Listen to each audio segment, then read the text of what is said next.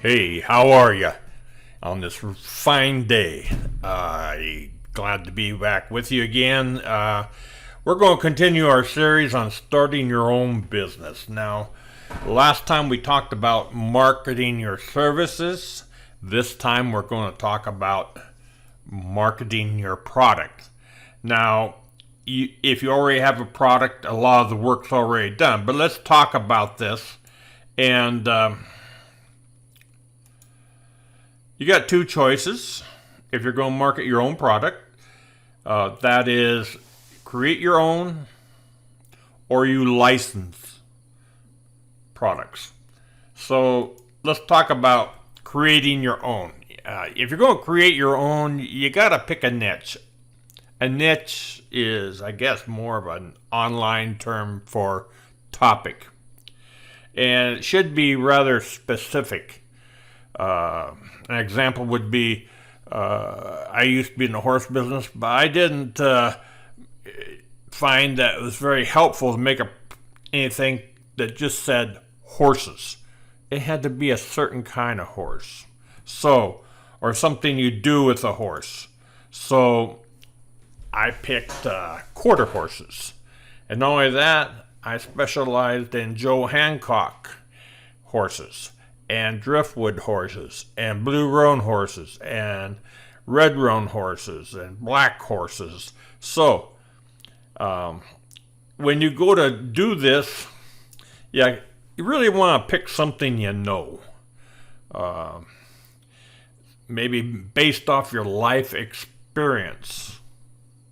Now, if you can throw a little passion in there, that can help too. Or it could be just something. Those are the three best things. Something you know and something you've done for a while. But maybe you just want to do something you want to learn. You always wanted to learn photography or something. You can do that. It's going to be a little bit harder.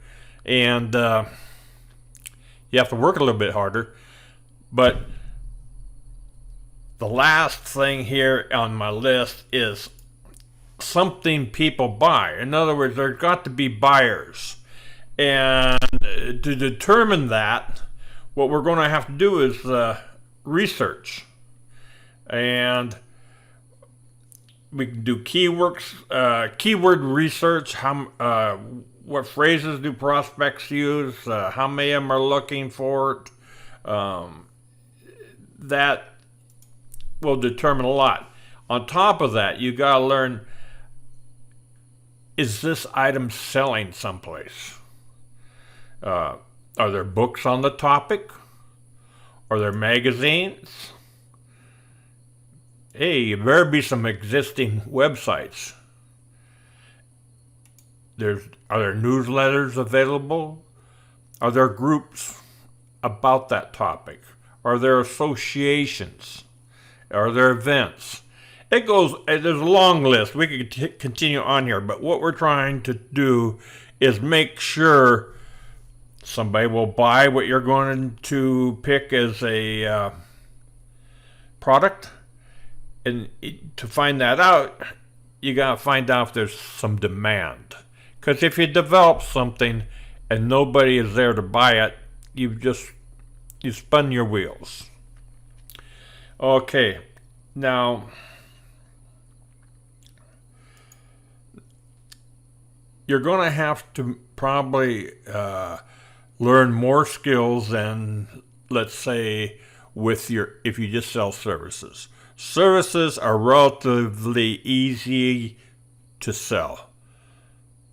But when you start selling a product, you need to learn a little bit more about advertising, you got to receive payments, customer service. Somebody buys your product, pretty much got to offer a guarantee, and usually it's around 30 days. In some cases, you sell through PayPal, you got to give 30 days. And somebody needs to be able to contact you and say, I think your product sucks, and I want my money back. And there are some people that are called serial returners.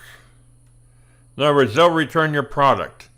And in a lot of cases, they don't even have to return your product, because if they downloaded it digitally, they're going to just keep it.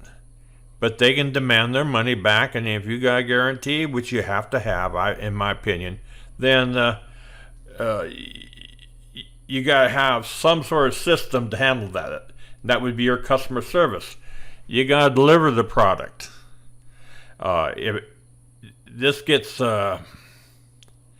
online and in the what we call dirt world, you got to deliver it. So you have to have some way of shipping it to them.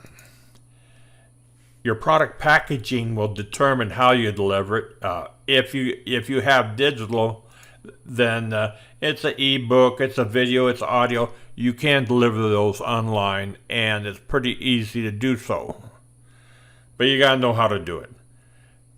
And for physical products, you're sending out a book, a CD, a DVD, maybe a kit with a little bit of all those in it.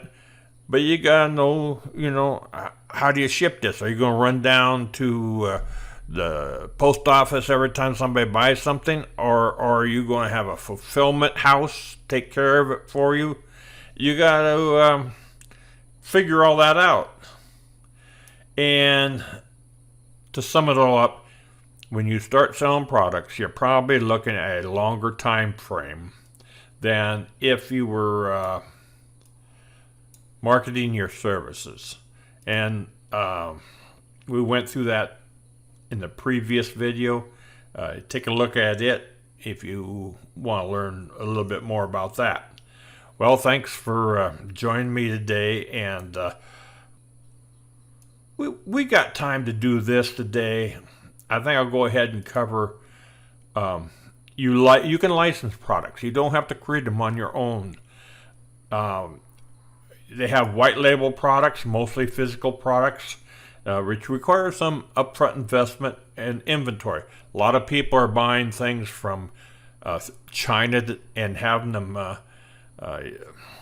shipped to the United States, and they're selling those things. I don't want to go into too much of that today, because that's nothing I want to get into right now.